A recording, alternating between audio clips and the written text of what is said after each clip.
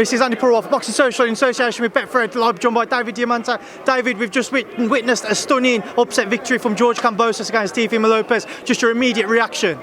I mean, this is why I love this sport. This is why we watch. This is why we fight. This is the sport of kings.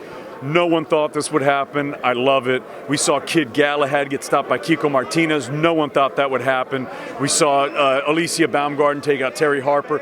You just never know. All these people saying, oh, this and oh, that. This was an incredible fight. These guys laid it all on the line. Kambosos came to fight. Kambosos used his legs. He was counterpunching. He fought a great fight, and it was amazing. Teofimo had him hurt. That was exciting. I mean, when you have knockdowns going both ways, this is the stuff that makes a fight of the year. I'm not the one that calls those things, but I'll just tell you this. Being ringside to watch this was unbelievable, and I am so proud to be a part of it, and I'm very proud of George Kambosos, and I'm proud of Teofimo Lopez fighting like a champion too. But it looked like he did have some ring rust. Maybe, who knows, the 135 was an issue. He looked a little bit drawn at the weigh-in.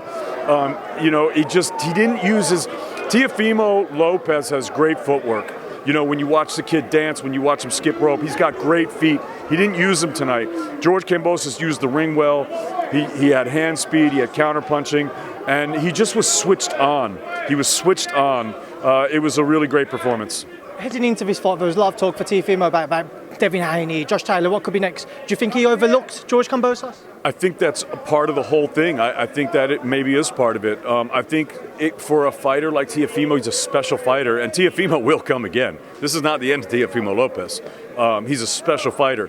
And, you know, one thing that we talked about on the podcast is he's not afraid of losing the O, which is good. He's now lost the O. That's okay. So now get back to work. Get back to the grind. You cannot overlook these guys, especially at the higher levels. Tell people all the time, the screws just tighten as you go up. You know, it's an interesting thing when you're a guy like Teofimo Lopez. He was looked at after taking out Loma, who was the Matrix, high tech, you know, pound for pound, one of the best in the world. Everyone was looking at him as that. And so going into a fight like that, everybody gets up for you. It's hard for you to get up for them. And I think it was possibly hard for Teofimo. I can't speak for him, obviously, but it might have been hard for Teofimo to get up for this fight.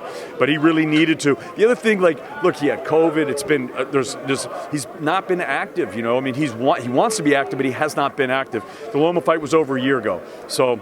You know, we saw a combination of all those things tonight, and I think, like you said, overlooking Kambosos might have been part of it. David, I'll leave you now to enjoy the rest of your night. I appreciate your time as always. I'll see you next week in Vegas. I'll see you in Las Vegas, Andy. Take care.